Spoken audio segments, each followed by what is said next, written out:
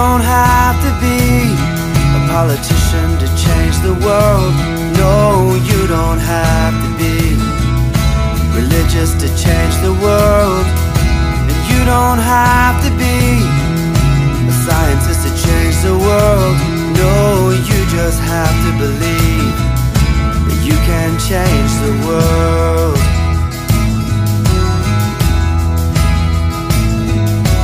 You don't have to be an actor to change the world. No, you don't have to be wealthy to change the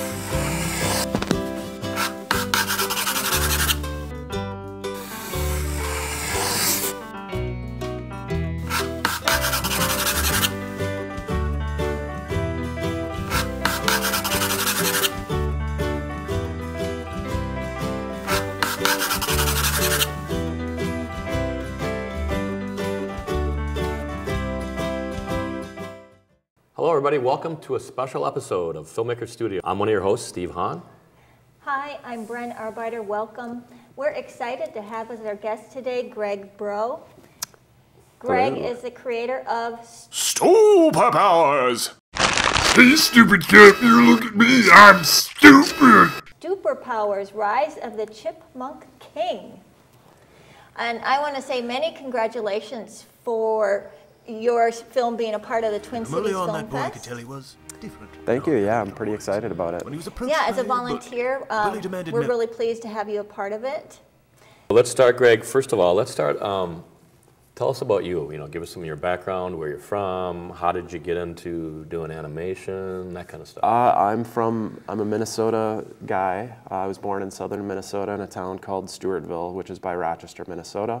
I went to art school up in the cities at Minneapolis College of Art and Design, where I studied animation. Is that MCAD, right? Yeah, MCAD. Okay. Yep. Okay. Yep. How many years did you go there? I went there for about 9 years.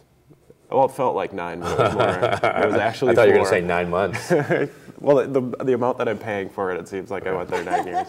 But really? it was a 4-year program. Oh, it is a 4-year program. Yeah, and then I graduated from there and decided that I would do a day job that has nothing to do with animation whatsoever. But you know, I've been drawing and into art and writing since I was a little kid. So animation is just like a great way to combine all those interests into one thing. Cool. So long story longer. Okay. Well, we would love to hear about Superpowers. Superpowers! Rise of the Chipmunk King. Okay. Superpowers itself is a series that I have on my site, thebroshow.com, and the episode Rise of the Chipmunk King was one of my favorite ones that I did last summer, so that's the one I've been submitting to festivals. And it's really about a father telling a story to his son to help him fall asleep, and the story itself is just completely absurd, and that's pretty much what Superpowers is. It's just absurdity. So it's the most interesting bedtime story I have heard. It's actually a very true story. Yeah. Tell us a little bit about, like, you know, the technique involved with animation. I mean, obviously a lot of our viewers will have no idea. Yeah. So how do you know, start to finish, what do you do? Well, my process is pretty, it's pretty different than what one might go through at a studio, because it's just me. But the way that I work is that I'll write the script, and then I'll record the voices into my computer, and then I'll just start hammering away on the shots that I need, and you know, if I had more people involved, I'd probably have to do a storyboard or something like that. But usually when I write the script, I have a pretty good idea of what shots I need and what I want it to look like, so I don't really have to do that. Real quick, like, how do you, write the script? Does it just come to you, or you sit down and brainstorm, or I mean, how does that? I sit on the top of a mountain and just wait for inspiration to flow over me. It's just randomness. I mean, I'm always thinking about stuff like that, and I'm lucky enough to be around a lot of creative people that kind of keep the brain active. So whenever I do sit down to write, it's usually fairly easy to knock out a few scripts. So you actually do sit down and go, I want to write now. Yes, I'm like, it is time to write. And I have my mug and my special coat. And I just pound away on the keys. And usually when I sit down to write, I'll try to, when you kind of get in the zone of writing, you'll probably write a few episodes in a row. And, for these superpowers, they're pretty short, so the scripts are, like 1 or 2 pages. It's pretty quick to knock out. You could actually knock out a couple episodes. Yeah. Actually, the current block of Superpowers episodes that I'm animating now, I think I wrote all those in span of maybe 2 days. You just kind of get the storyline in mind, and it's once you get the basics of it in your head, it's pretty easy to just sit down and write it all out. I love it. Now, were you a fan of comic books growing up? Yeah, I was. I was into comics, but I specifically was into Star Wars. I was really into Batman. I mean, I have drawings of when I was a little kid of Batman, like Adam West Batman, so it was super cheesy. But as I've grown up, the way Batman has been represented to me has changed. So when I was in high school and stuff, there was the Tim Burton animation, or Tim Burton Batmans, and then the Batman the animated series, and then most recently the Christopher Nolan Batman. So I feel like that character is, the way he's represented to me has been matured as I've gone through my life. And yeah. What was the question again? Was I into comics? Were you into comics? But I think where I was going were your childhood comic book days or cartoon days an inspiration for what you're doing today? Absolutely, yeah. I would say that Superpowers is really just a spoof on the superhero genre and comics and things that I watched as a kid and stuff that I watch now certainly influences the storylines that I'm working on. Powers to fight crime instead. Talk about the title a little bit. How did his unique abilities, he was what does the title mean, and how did you come up with that? Well, it was superheroes have superpowers, but they're silly.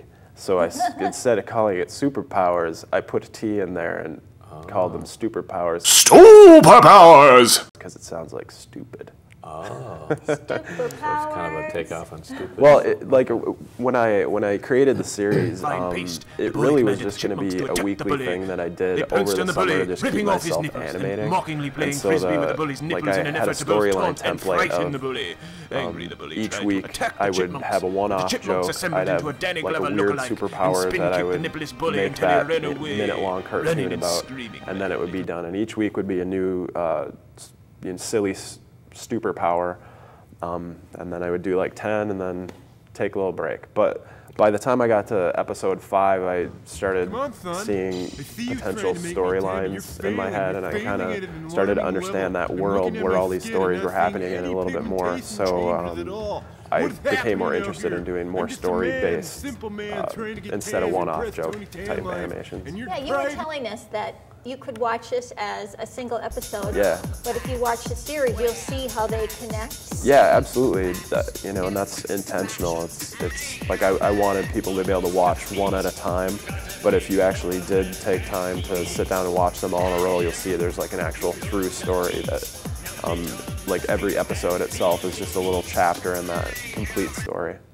Okay. Now you have a bullying topic in Rise of the Chipmunk King. I do. Was that intentional to tell a story about bullying? I wasn't really honestly putting that much thought into it. I know bullying is a huge topic in the news now, and it really was just a story. And had a bread bag duct taped to his inner thigh, and that bag was full of money meant for ham purchase. The bully said, and the bully ripping off his nipples, then mockingly playing frisbee with the bully's nipples in an effort to both taunt and frighten the bully. I gotta pay. You've said that audiences love